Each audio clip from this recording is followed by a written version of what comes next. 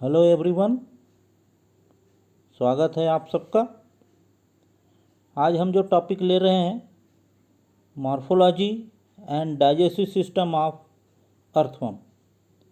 इसको मैंने BSc part 1 के पेपर फर्स्ट के यूनिट 4 से लिया है।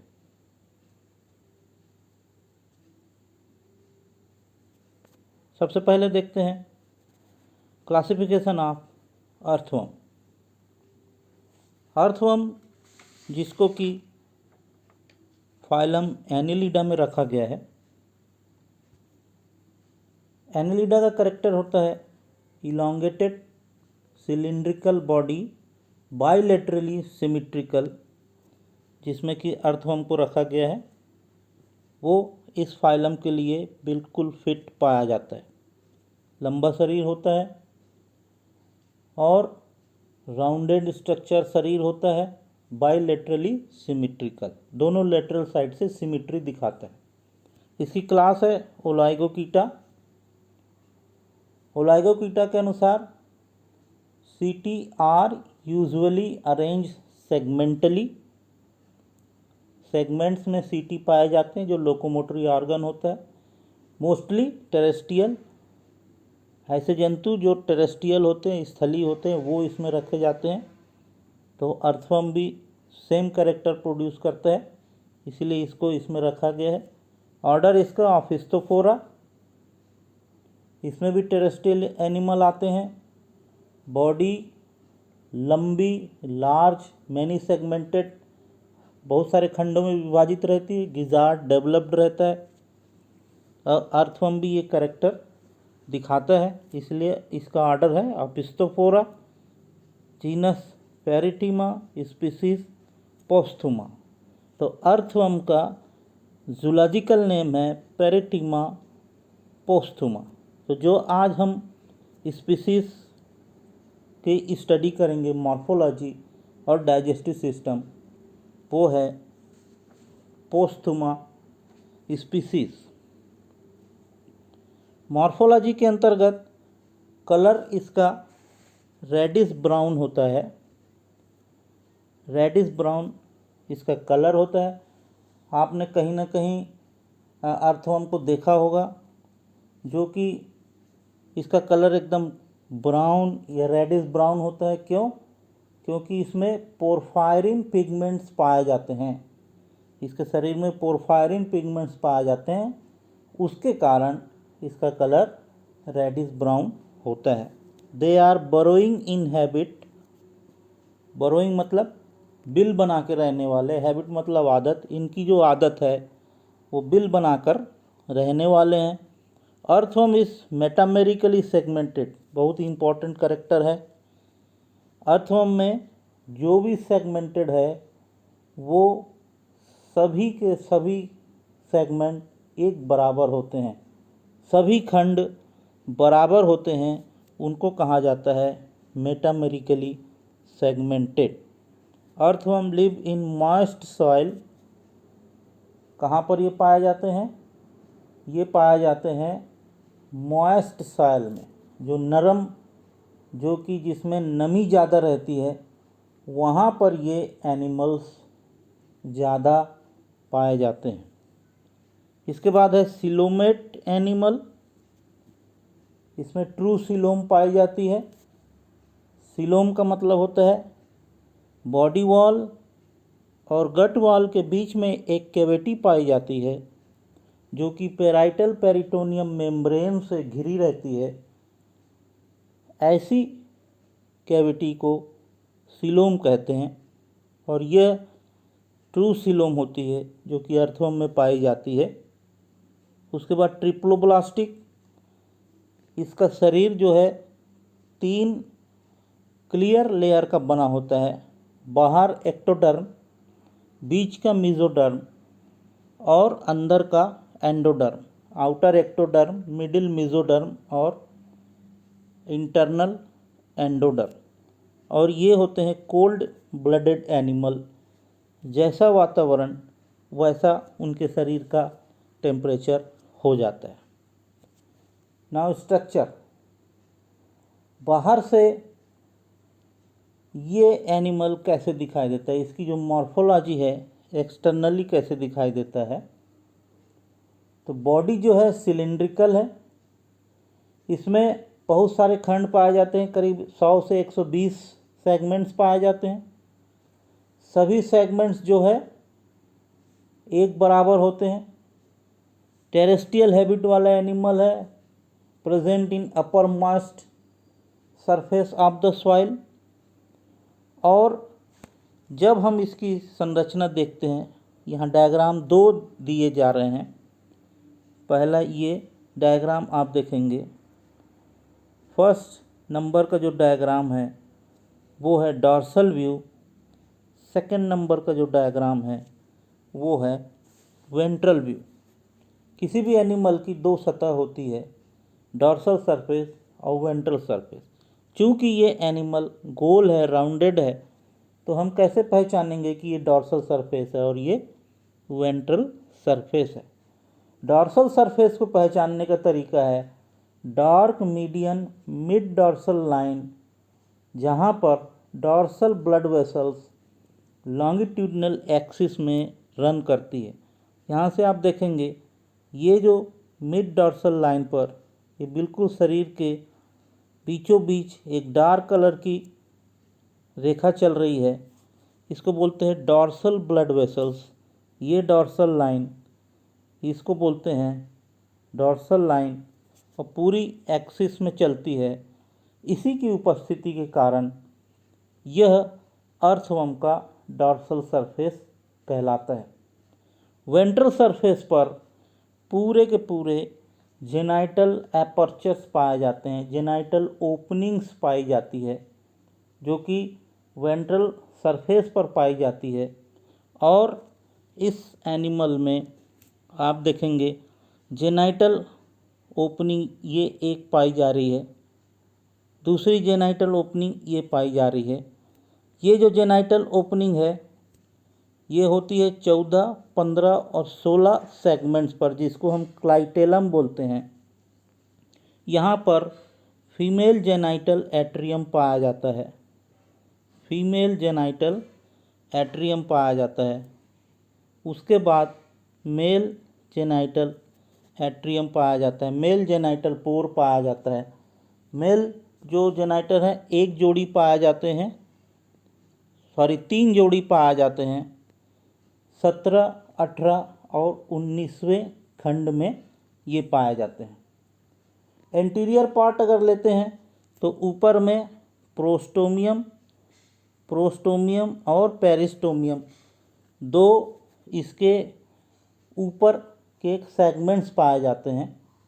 प्रोस्टोमियम जो है माउथ को कवर करता है और बिल बनाने के काम आता है, और यह संवेदी अंग भी होता है, सेंसरी ऑर्गन भी होता है। पेरिस्टोमियम, इसे बकल खंड भी कहते हैं, क्योंकि पहले खंड के बाद सभी खंड मेटामियर कहलाते हैं। पहले खंड को छोड़कर, यहाँ से पहले खंड को छोड़कर बाकी सभी खंड जो हैं मेटामियर कहलाते हैं और एक लाइन से होते हैं, और उसमें सीटी की लाइन पाई जाती है। ये है सीटी की लाइन पाई जाती है, ये इसका लोकोमोटरी ऑर्गन होता है। यह सीटी पहले खंड, आखिरी खंड, फर्स्ट खंड, लास्ट सेगमेंट और क्लाइटेलम में नहीं पाए जाते। क्लाइटेलम 14, 15 और 16वें खंड में पाया जाता है, और यह होता है मस्कुलर ग्लैंडुलर टिश्यू का बना होता है।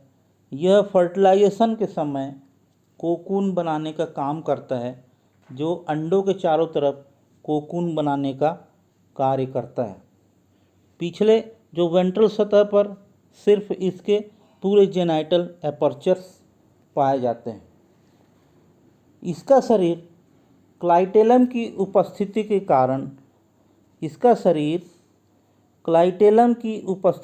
कारण, ये क्लाइटेलम की उपस्थिति के कारण 3 भागों में बटा होता है।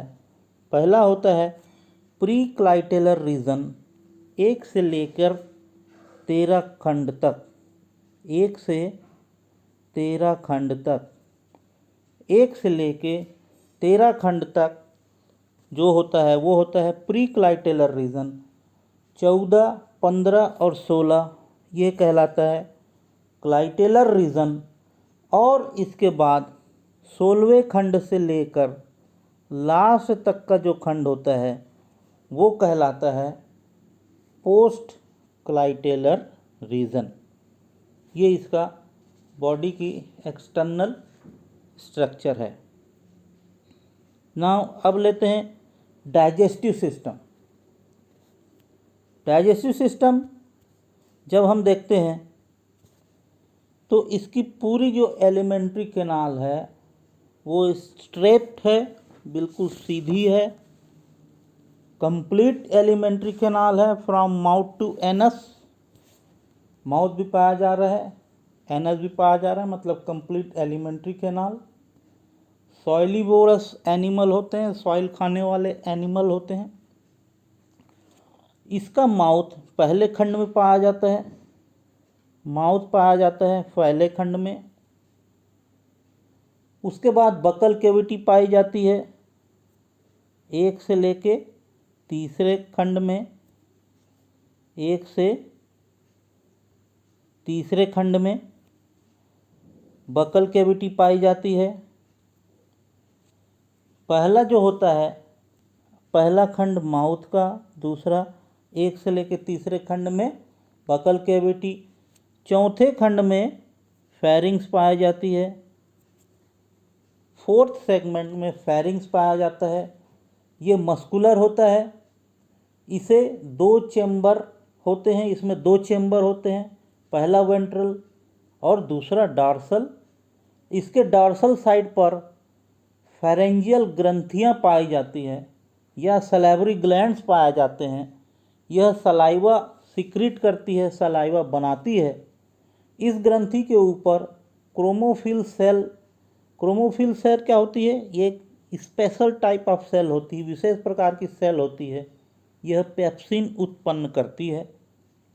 इसके बाद नेक्स्ट जो पार्ट आता है ईसोफेगस। ये पाए जाते हैं 5 से 7वें खंड में।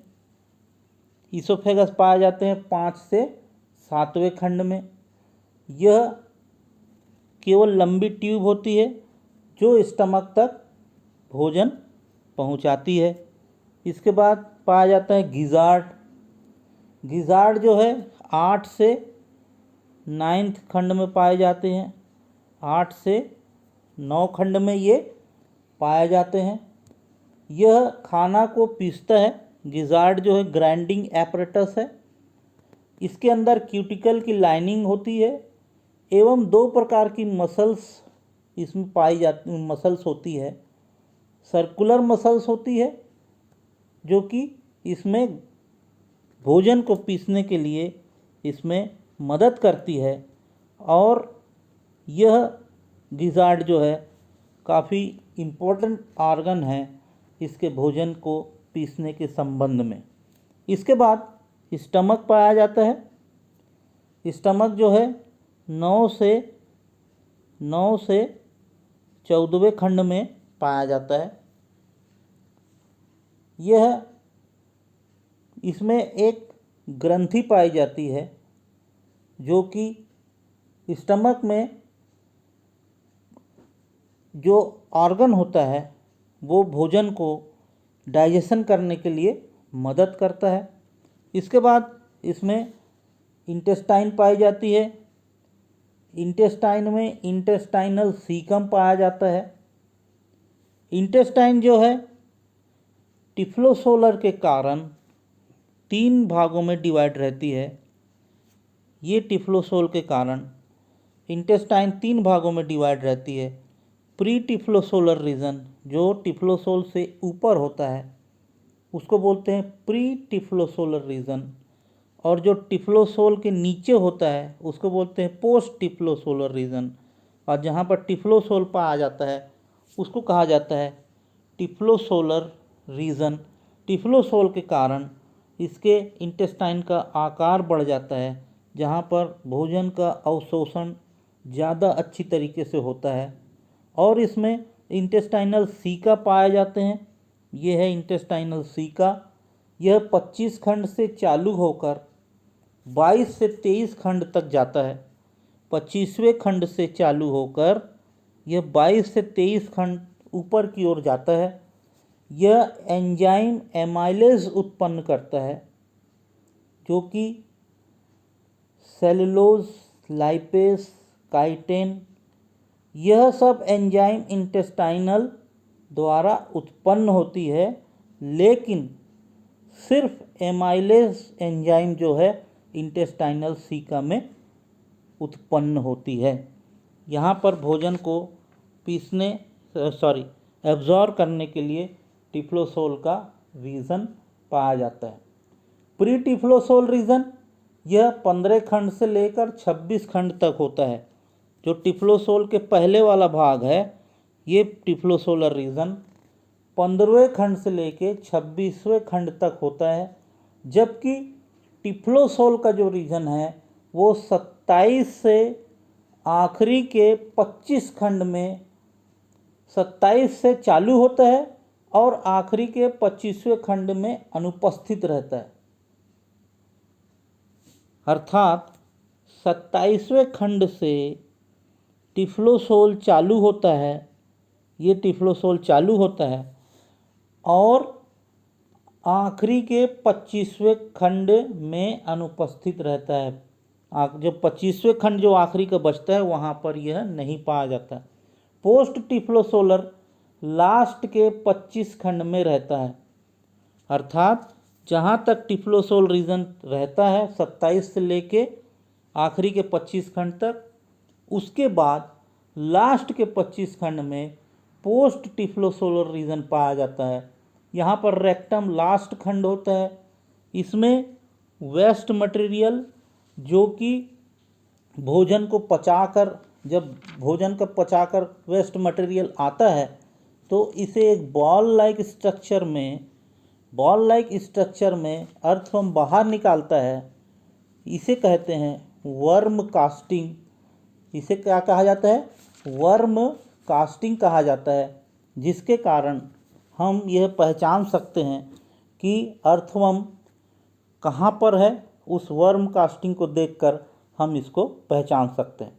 अब इसका डाइजेशन कैसे होता है? यह भोजन मृत कार्बनिक पदार्थ को खाता है और ओमनीवोरस एनिमल है, नॉकटर्नल हैबिट है, रात में निकलता है अपने बिल से।